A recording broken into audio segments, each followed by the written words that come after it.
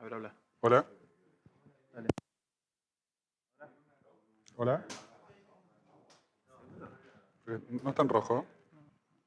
No, sí. Habla. Hola. Hola. Toma.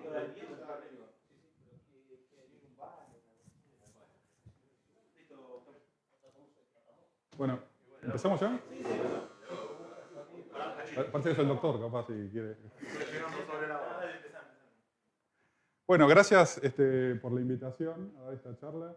Hace un par de semanas Martín me dijo la idea de hacer esta presentación. Cuando me puse a armarla, dije, bueno, ¿cómo empiezo a hacerla?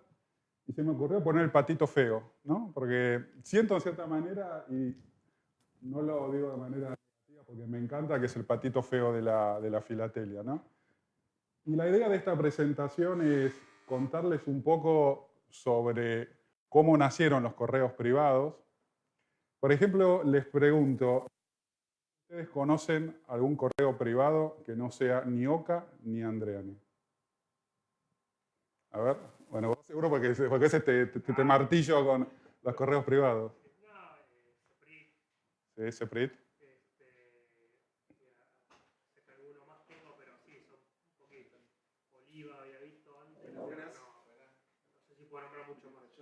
Bueno, ¿algún otro? Estábamos preguntando, la gente que entra al Alberto tiene que nombrar un correo privado que no sea ni Oca ni Andreani para poder seguir en la charla. Y ni Seprit tampoco. ¿Cómo? Tampoco Seprit. Ni Oca ni Andreani. DHL. Bueno, hay tantos. ¿Cuántos correos privados creen que hubo, y uso el pasado, porque la mayoría están muertos y enterrados, en Argentina? Sí. ¿Cuántos? ¿Cientos cuántos? ¿Cientos cortos o cientos largos? 300, 400. 450. Yo diría más de 1000 correos privados. Más de 1000. Ahora vamos a ver. Vamos a hacer primero justamente contar eso. A ver, no adelante. No adelante. Ahí está. Correos privados, muy como pongo ahí usando una frase que usa bastante Andy, muy con él usa la U bastante larga. Hubo en el 79, que es cuando comienza la desregulación, 110 permisionarias. Luego cambia, vamos a ver, en el 93 y hasta hace un par de semanas había 992 empresas. Algunas de esas son permisionarias que cambiaron de nombre y otras no. Así que si sumamos todo, hubo más de 1000, ¿no? Un número más o menos redondo. Hoy en día, que estén funcionando, deben ser unas 110, 120. El resto están muertas y enterradas. Algunas duraron muy poco tiempo. Y uno de los temas que a mí me gustó o me gusta de los correos privados es lo poco investigado que hay. O sea, los invito a tratar de conseguir artículos. Mucha gente me dice, bueno, un catálogo, ¿cuánto vale una? Realmente el único catálogo que hay es el de Oca, que hizo Campoy Fernández, y no tiene ningún tipo de precio, ni tampoco ninguna indicación de la rareza o no. Del resto no hay nada. Sí quiero nombrar algunas personas que escribieron algo. Por ejemplo, Ricardo Borrajo, Rubén Cáceres, Alcides Provost y José Amadeo García escribieron algunos artículos. Sobre todo Oca, Andreani y en cierta manera Cervemar. O alguna cosa muy puntual, pero el resto hay poco y nada. Una cosa que es extraña de Argentina con respecto a otros mercados es lo importante de los correos privados. Fíjense que la mayoría del correo en Argentina desde hace muchos años está dominado por los correos privados, no por el correo oficial. Empezó 85, bueno, fue un poco antes, van a ver, empieza a subir. En la época de la regulación 93 hay un salto alto y desde el 97 más de la mitad del correo que circula en Argentina es cursado por correos privados. Y la mayoría de estos son correos en general certificados, expresos. Generalmente alguien no manda por correo simple. Entonces, la mayor parte de la documentación relevante en Argentina está dominada por los correos privados. No sé si se lo imaginaban esto, digo, por un tema un poco del peso, ¿no?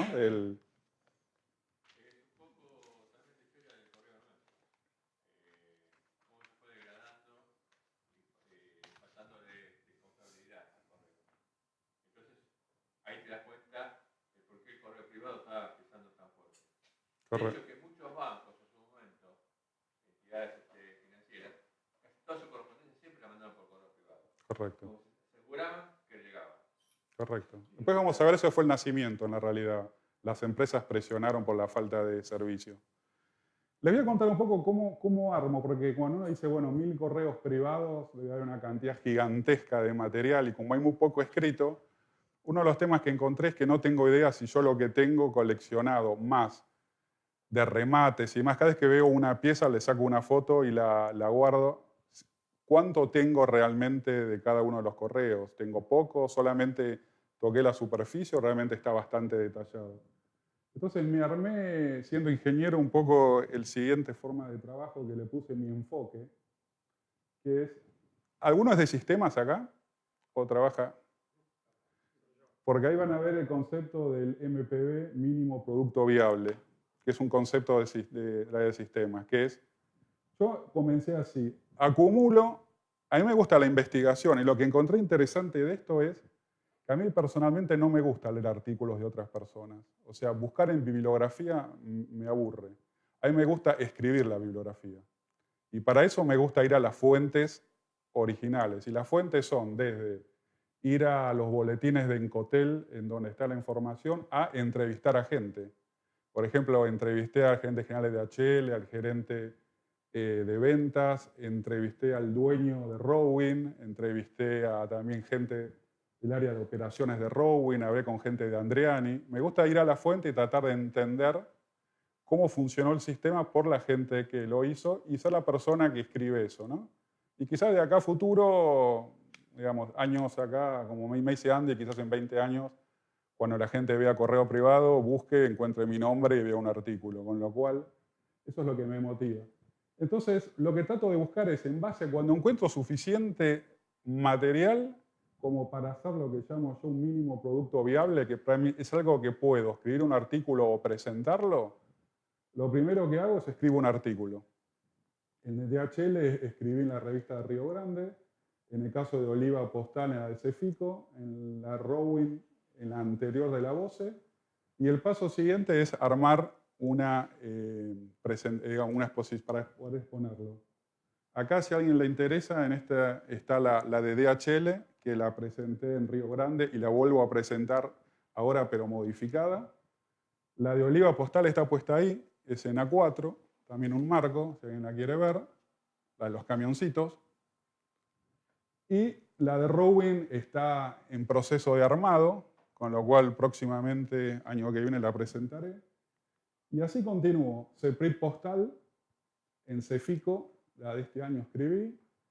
Hay un artículo que va a salir en la 22 de la Voce, que está ahora en proceso de impresión, que es sobre permisionarias en general, todo, digamos, cómo salió el sistema. De Andriani hice algo en ACFA y ahora estoy armando uno de conmemorativas que quizás es el más desafiante porque es casi comparable a lo que armó Campoy Fernández para OCA, porque son los dos correos que más material tienen.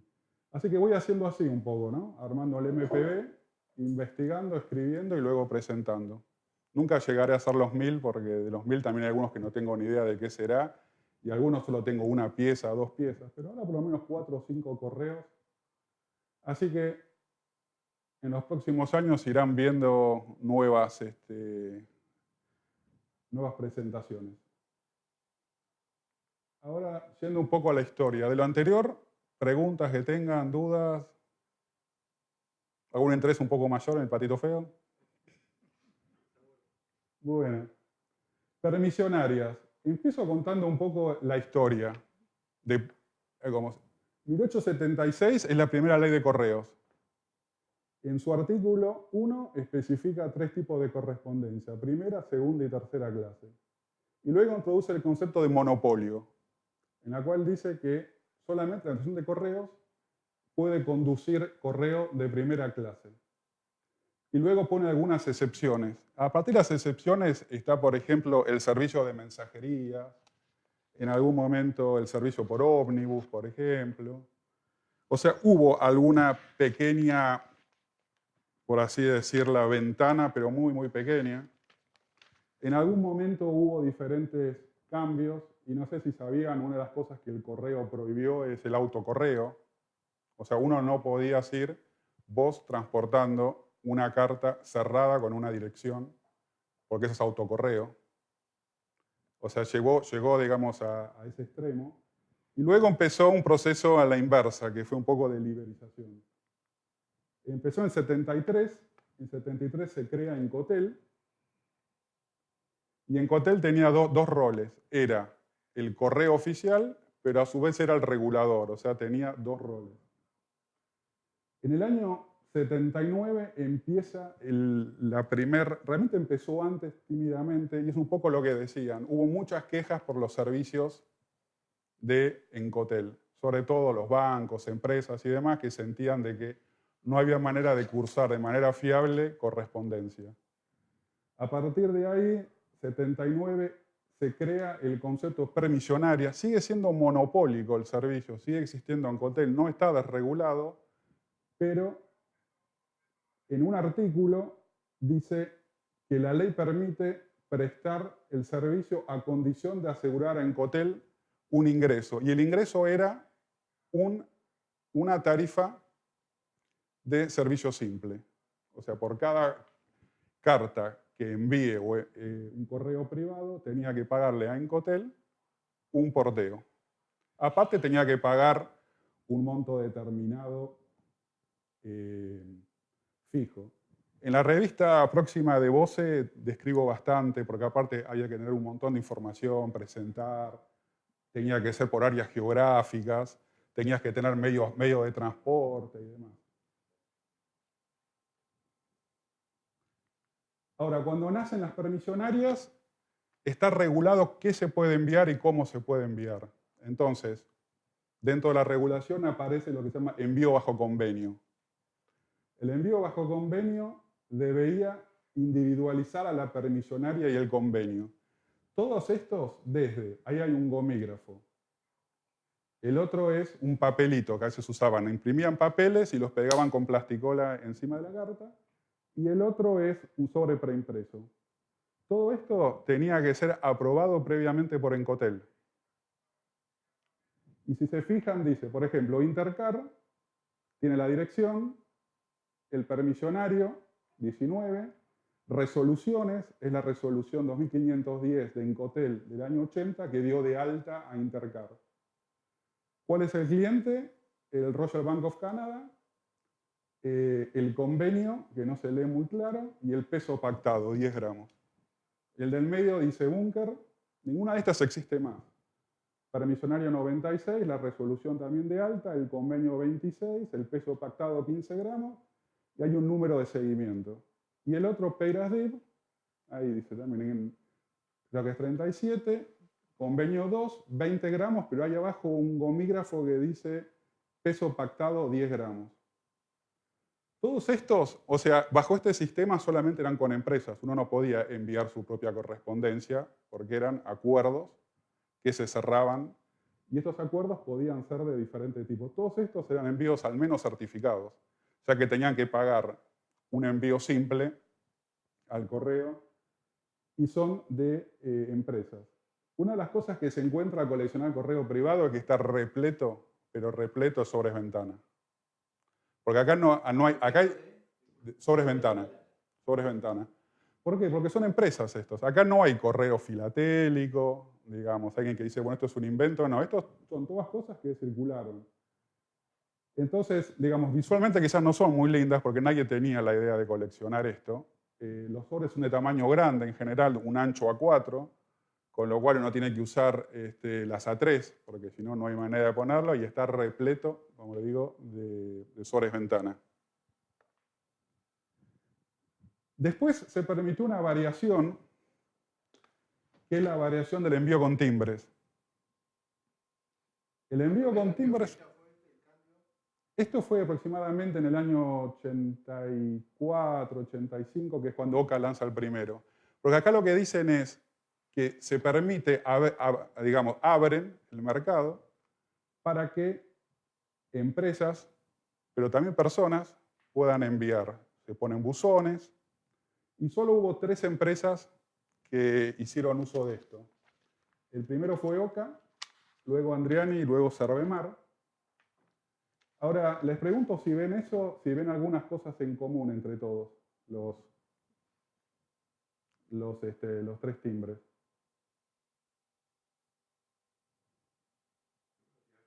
¿Ninguno tiene precio? Todos tienen convenio con los datos. Y fíjense que todas tienen número de tracking, ¿no?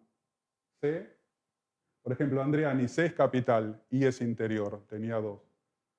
Oca, Andriani siempre mantiene el IC, luego cuando se quedó sin letras empezó a meter X, K y demás. Oca, en cambio, fue bastante más creativo, hay A, B, C, D, E, F, G, y luego empezó a mandar siguientes, Cervemar menos. Pero fíjense, todos los matasellos dice permisionaria tanta, resolución tanto. Estos se vendían desde simples hasta en libretitas. Hay otra posibilidad que también está regulada, que salió más tarde, que es las empresas pidieron usar franqueadoras. Esta es permisionaria 8, esta es Ocasa. Entonces, estas son las mismas máquinas que usaban los permisos privados, porque ahí dice el número de permisionario abajo. Con lo cual tenías que tener la máquina, habilitarla y la podías usar para... En este caso sí tiene el valor, ¿no? 2 australes.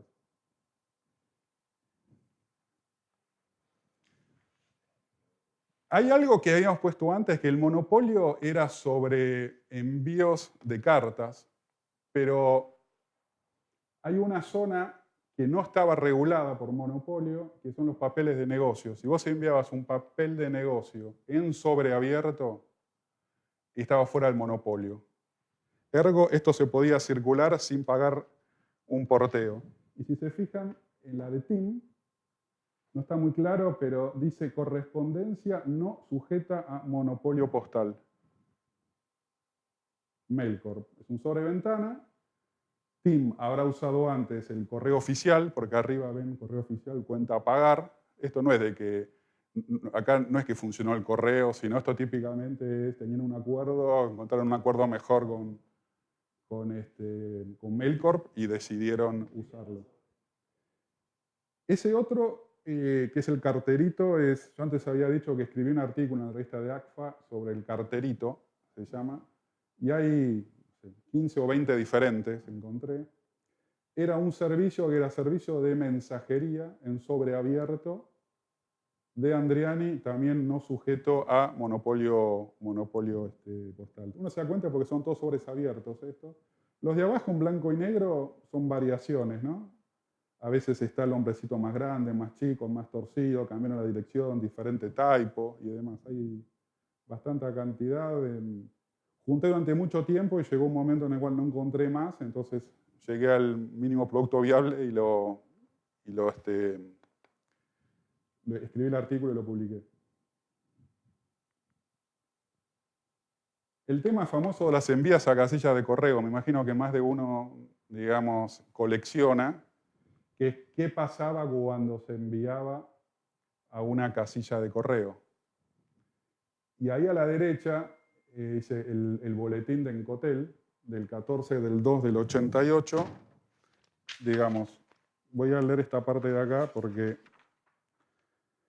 dice que a los envíos de las permisionarias cuyo destinatario es a casilla de correo, el personal recibe los envíos que le transfiere la permisionaria, anota en una planilla, bla, bla, bla.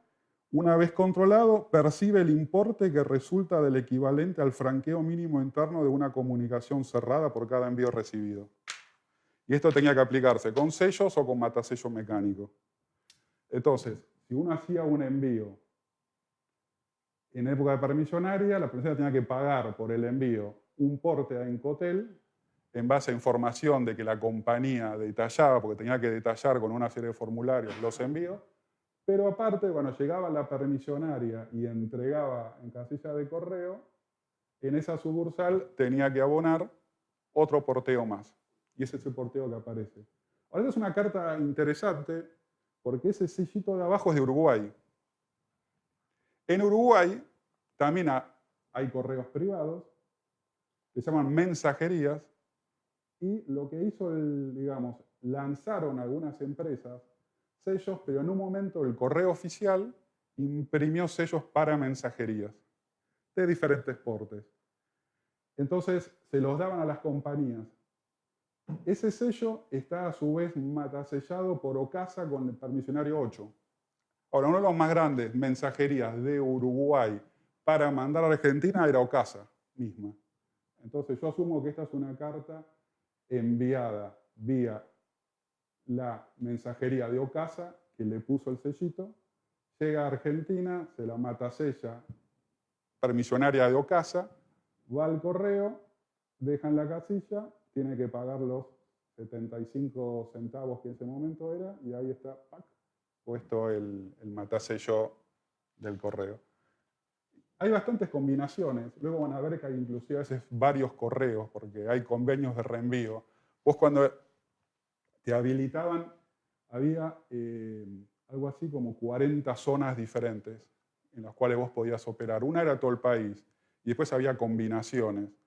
Ahora, ¿qué pasaba si a vos te habilitan solamente para provincia de Buenos Aires y viene una persona y te quiere mandar una carta a Mendoza? Entonces, las permisionarias tenían acuerdos con otras permisionarias por un acuerdo de reenvío que tenías que decir. Si no, no podías aceptarlo. Luego van a ver algunas que tienen matasellos de varias. Esta es la historia de permisionarias, 110 aproximadamente. Luego viene un cambio en el 93 en el cual se desregula. No es más monopolio. Lo primero que se hace en el 92 se crea Encotesa.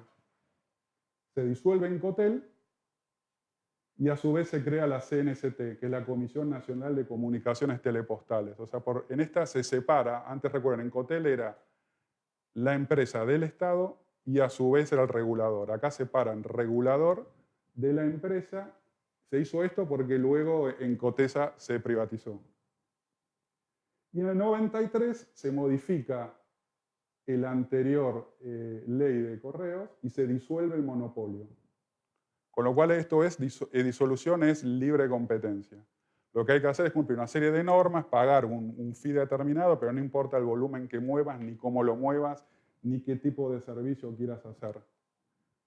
Y desaparecen las permisionarias y se llama el Registro de Prestador de Servicio Postal, PSP. Las permisionarias que estaban activas, de las 110 más o menos 50, pasan a hacer PSPs y les cambian el número. Serviemar y Ocasa eran 1 y 2 y quedaron 1 y 2, con lo cual ahí no hubo ningún cambio. Pero por ejemplo Andriani era 53 y pasó a 18. Entonces ahí se ven de que hay cambios de número porque hubo permisionarias que desaparecieron en el proceso.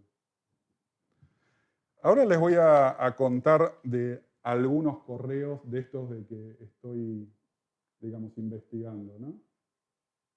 Uno es Andriani.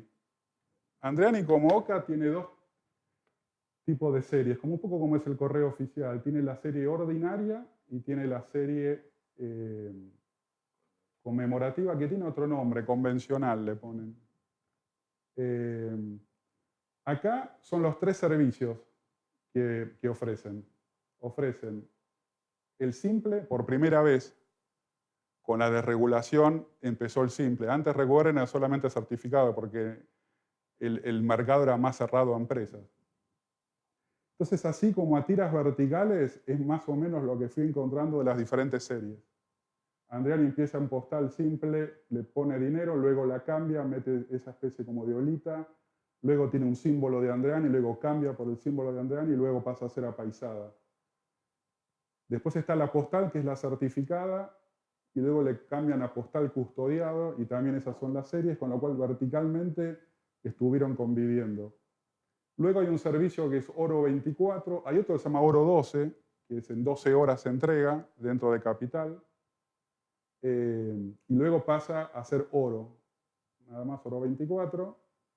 En esa de ahí del medio, la que tiene unos taloncitos, tanto el custodiado como el oro, las obleas tienen tres diferentes taloncitos.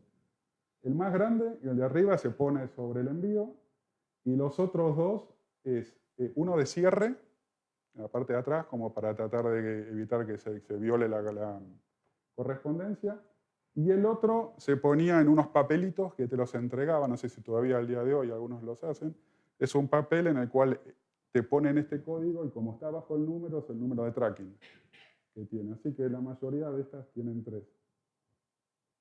Verán de que no dice peso en ninguno. El peso era 200 gramos. Es 200, no aparece el precio excepto en el último, fíjense que dice 500 y 200, porque era una oblea 200, 2 obleas hasta 400, 3 obleas hasta 500, más de 500 no se envía, es encomienda, hay que usar otros. O sea, el límite es 500 gramos de envío. Luego sacaron obleas de 200 y de 500, y hoy en día solamente el servicio es de 500 gramos. Acá me envié una cártula que estaba de vacaciones, siempre me envío alguna, está a 80 pesos el envío. Lo cual es más barato que el correo oficial, porque 80 pesos hasta 500 gramos puedes enviar, y el correo oficial está en 50 pesos hasta 20 gramos, así que más barato. Ya está en 95 hoy, el chip de 500 gramos. El de 500. El chip de 500 gramos está en 95 hoy. Bueno, ok. Aumentaron entonces, bueno. Aumentó eso, bueno. Hoy en día, digamos, aparte de estas convivían con las conmemorativas, hoy en día casi no hay conmemorativas. Pero acá les muestro algún ejemplo de conmemorativas. Ellos tenían como algunas temáticas. La primera que lanzaron es la que está arriba, la segunda al lado de la Virgen, entre la Virgen y Marciano Guerra, que es de Casilda. ¿Por qué? Porque Andreani nació en Casilda en el año 45. Muchas de estas empresas, la gran mayoría, diría, eran empresas de transporte. Entonces, cuando se desregula, empiezan a hacer otros servicios. En el caso de Andreani, luego se mueve a Buenos Aires. La empresa tiene el PSP 18, pero luego crea una empresa de correo, porque la 18 es Transportes Andreani y la 586 es Correo Andreani. En un momento deciden separar el negocio de transporte de carga del de correo. Sin embargo, conviven el 18 y 586 en algún momento. Después tienen bastantes temas religiosos. Estuve googleando por ahí y aparentemente el dueño Andreani es bastante religioso, con lo cual se encuentran diferentes vírgenes. Luego hay toda una serie que se llama algo así como conmemoración en vida de gente relevante. Por ejemplo, el de Fontana Rosa estaba vivo cuando salió. Mercedes Sosa también, Clorindo Testa está ahí, Alberto Elisi, Sábato también. Y hacían unos eventos, si uno googlea encuentra el evento que participa Sábato, si estaba enfermo iban a la casa, Domingo Liotta. Hay algunos como Andreani, el de la Fundación Garrahan, que había una donación por cada uno que se compre. Como verán, son bastante lindas algunas de estas. Estas son planchas de algunos temas específicos. El de la izquierda es Fundación Andreani. La Fundación Andreani es una fundación que desarrolla el arte. Esa de ahí es una serie de temas de cine, que abajo van a ver, pintura y escultura. La del medio llamaron a artistas a intervenir diferentes buzones y luego los vendieron. Y el de la derecha es la última, que salió hace 2 años, fue la última conmemorativa, junto con ¿cómo era la fundación esta, la del corazón? No, es... No, cuidate el corazón, Rossi. Bueno, con Rossi son corazones, también intervenidos por artistas, que luego se remataron. Es bastante difícil conseguir este material en Mint, porque tenés que haber sido coleccionista para tenerlo. Y para darte alguna idea, un envío certificado debe estar, ¿cuánto hoy? ¿300 pesos? ¿400? O sea, cada una de estas de acá, que hay 3, 4 por 3, 12, cada una vale 300, 12 por 300. O sea, hay que invertir bastante plata para comprar una plancha de estas. Así que muy pocas veces las pude ver. Franqueos múltiples son muy escasos. Primero, el máximo que puede haber son 3, ¿no? Porque es hasta 500 gramos. Ahora, el de la izquierda es el más raro de todos. Ustedes se preguntarán por qué. El tema es que las series no convivían entre sí. Se lanzaba una y después otra. En general, cuando uno va a Andreani, bueno, ahora ni hay, pero estas series salen bastante rápido. Entonces, que haya una de Sabato y una de Lizzy en un envío certificado con las dos es bastante raro. Para ser honesto, en todos estos años es la única que vi. Y después hay combinaciones de, por ejemplo, conmemorativas con ordinarias. En estos casos, hay otros un envío de un medicamento. También son extremadamente raras las combinaciones estas. Que solamente me di cuenta por ir juntando material, ¿no? Y al no encontrar, y de repente aparece uno. También se emitieron enteros, o sea, van a ver la variedad. El de arriba es de tarjeta naranja. 2 años se emitieron, deben ser unos 7, 8 las postales, que eran para enviarlas por ejemplo, el Día del Amigo, ¿no? Las repartían gratis para que la gente la envíe. La de abajo es para envío internacional. Luego van a ver DHL, cuando les cuente, pero esta era algo parecido. Eran una serie de Aldo César, bastante grandes son las tarjetas, que eran para solamente envío internacional, para turistas. Hay también desde otras cosas, ¿no? Cartas, documentos, uno puede encontrar. O sea, todo lo que el correo en general tiene, estos correos privados en cierta manera los tienen. Esta es otra presentación que la traje acá, en la carpeta de Estanera, si después la quieren ver. Esta la presenté en Córdoba. Me pusieron 83 Vermeil y la voy a estar representando cambiada ahora en Buenos Aires. ¿Ustedes saben lo que significa DHL? ¿Alguien?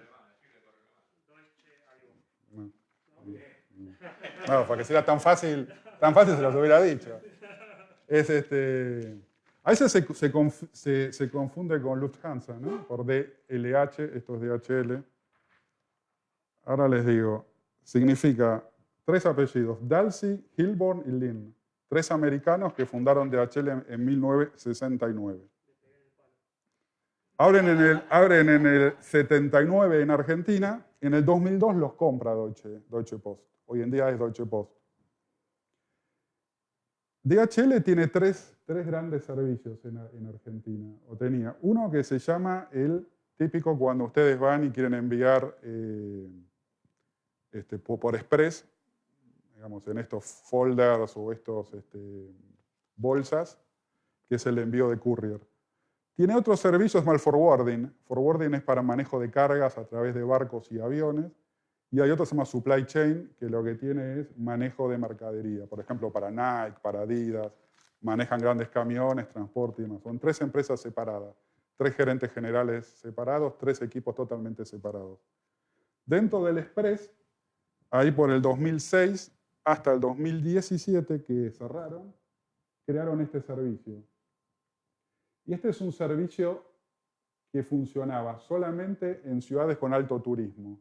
Buenos Aires sobre todo, Ushuaia segundo, Calafate algo menos, Bariloche muy extrañamente y aparentemente Salta, aunque no sé si es un mito urbano o no. En esos lugares uno podía comprar estas obleas. En la ciudad de Buenos Aires estaban típicamente en Avenida Florida, ibas caminando en un maxi kiosco o en un kiosco común, tienen postales y tenían unos pequeños buzoncitos amarillos. El El servicio, porque luego continuó otra empresa, que acá no la toco, que se llama Raiconet, que hoy en día están, o sea, si hoy caminan van a verlos, son azules. Está a 145 pesos el envío. ¿Qué es? Solamente postales y solamente al exterior.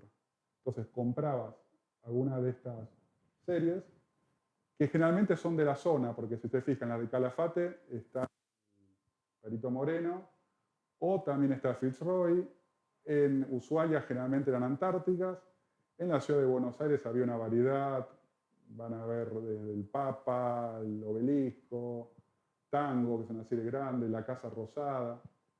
Tenías que comprar, poner y enviar la postal. Ahora, un tema interesante es que estas postales no llegaban por DHL a la gente. Acá tengo unas fotitos de los buzones. El de abajo es de Ushuaia, es un buzón grande. El otro es el típico, que hoy lo van a ver azul. Son los mismos que los pintaron de azul y los maneja otra empresa. Entonces, ¿cómo lo hacían? Los colocaban ahí y los recogía OCA. Se los llevaba DHL, DHL los ponía en bolsas, en sacas, y las enviaba a algún correo internacional con el cual tenía algún acuerdo. Por ejemplo, ahí van a ver el correo de México. O sea, iban a México, en México las clasificaban, le ponían esa cosita ahí, esa etiquetita, y las enviaban. El de la derecha es muy raro, solamente una vez, por suerte la pude comprar, es de Nueva Zelanda.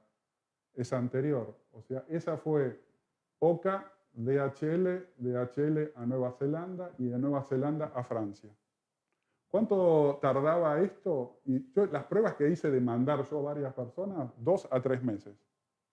Así que imagínense cuando alguien manda en DHL y piensa que llegan 3 días, 4, 2 a 3 meses. Tirada bajo puerta. No, porque lo hacen esto, lo hace el correo mexicano a la velocidad que es, o el correo de Nueva Zelanda, digamos.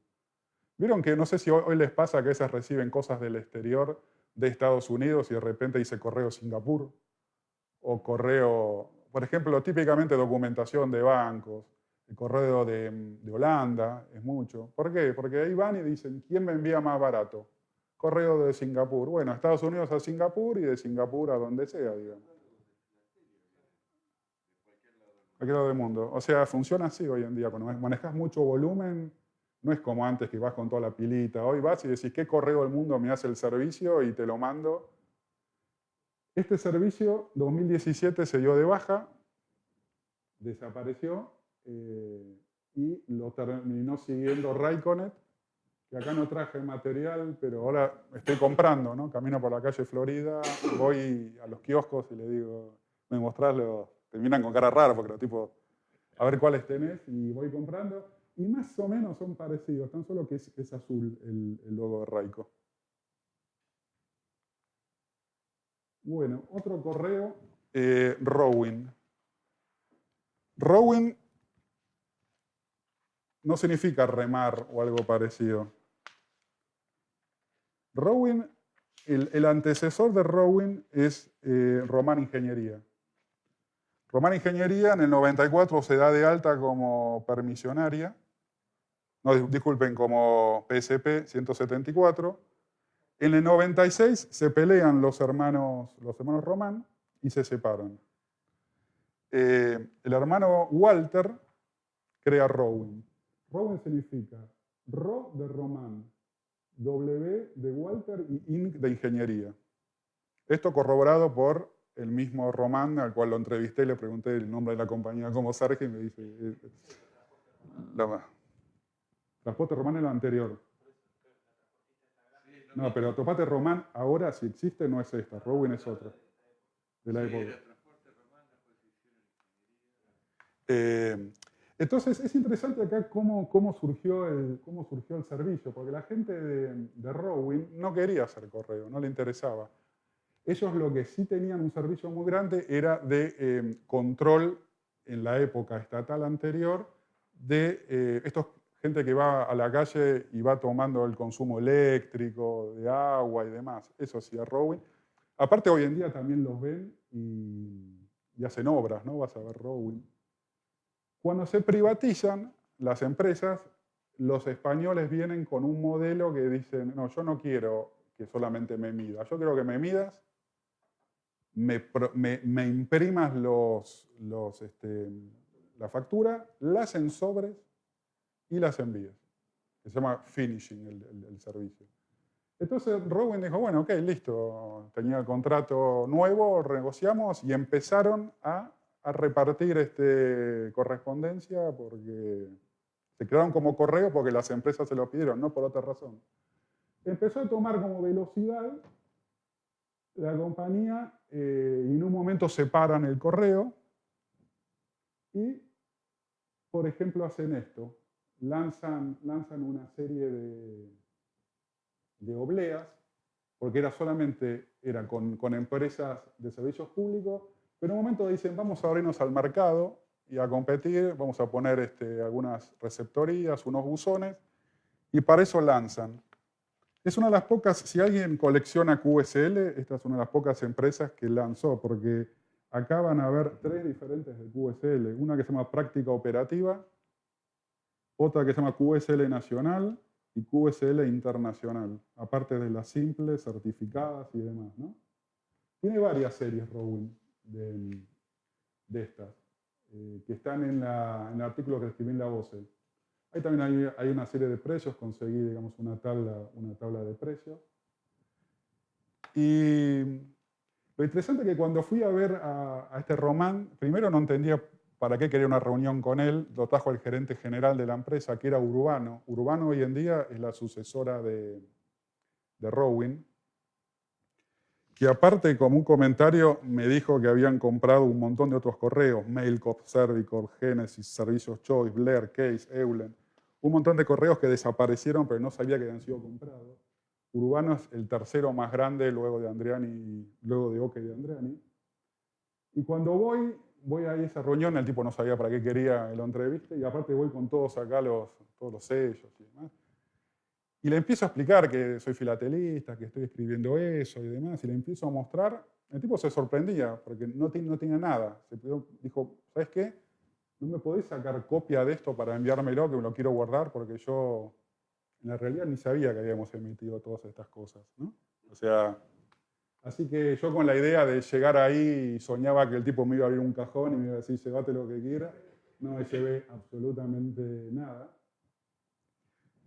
Hasta ahora todas estas y las anteriores, un tema común, son todas autoadhesivas, ¿no? Con diferentes papeles de base.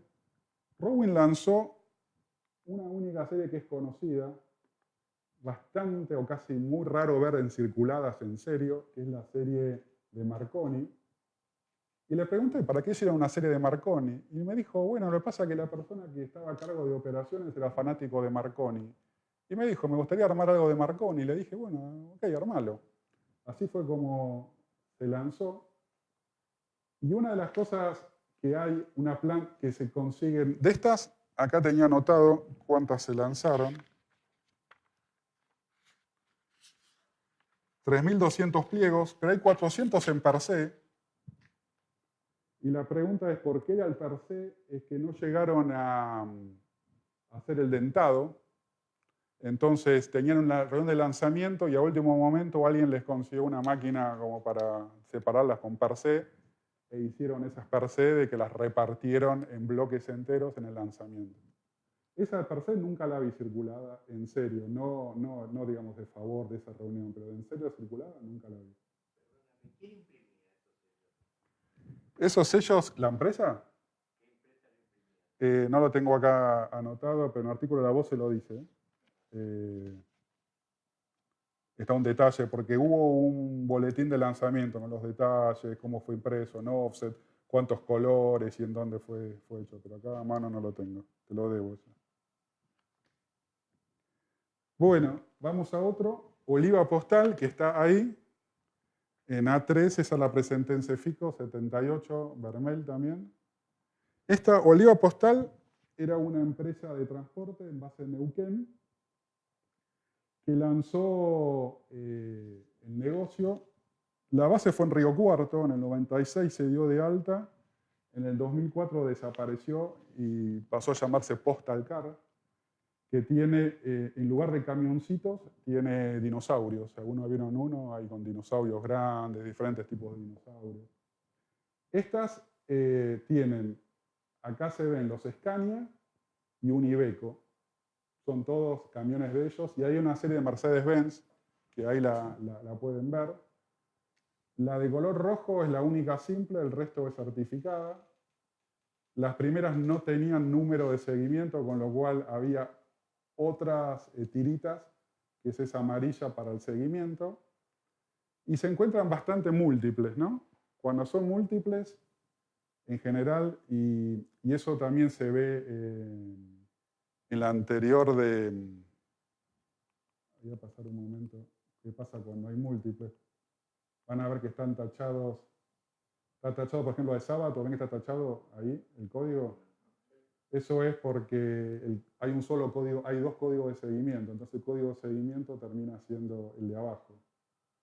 A veces se olvidan de ponerlo, pero es más, tengo de Andriani todas unas combinaciones, porque hay gente que las ponía, que las pone como estas de acá, viste, superpuestas.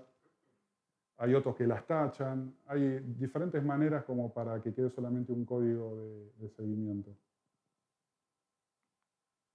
Y el último que iba a mostrar es CEPRIT. CEPRIT es del grupo Rollo. Está en Córdoba. Significa Servicio Privado de Transporte. En un momento deciden crear una compañía, el grupo Rollo. Crean CEPRIT. Luego CEPRIT fue comprada por Chabran. Hoy en día es parte del grupo OCA. Van a ver que hay cartas que dice CEPRIT, pero que dice OCA algún matasello. Y estas son los que les comentaba de convenios de reenvío. Hay de un montón de correos, pero puse acá los de OCA. El de la izquierda es de La Pampa. Prontobox es una empresa que estaba habilitada para La Pampa, no para Buenos Aires. Este envío es a Buenos Aires, entonces tiene un gomígrafo de CEPRIT.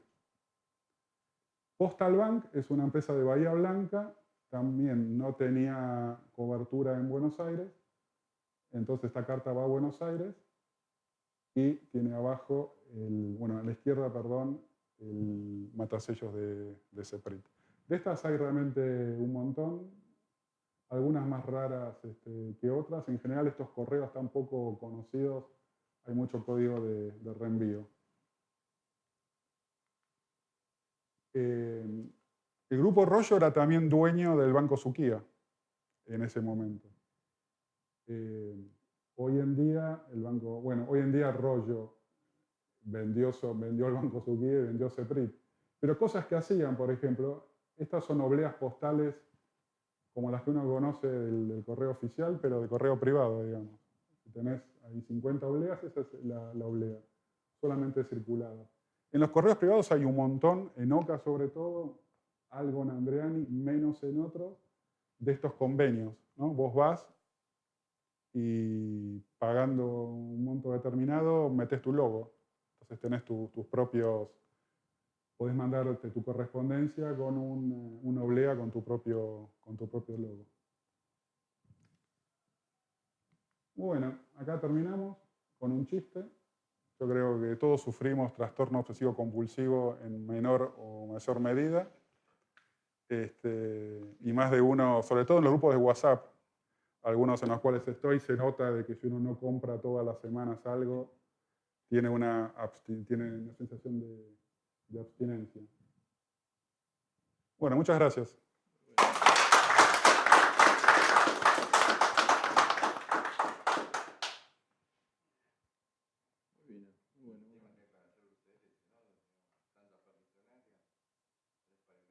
Sí, para investigar. No se consigue se consigue material básico, OCA y Andriani mucho, del resto poco. Y lo interesante es que los precios pueden ser cualquier cosa. Digamos, empezando por un conocido comerciante de la calle Maipú, ¿no?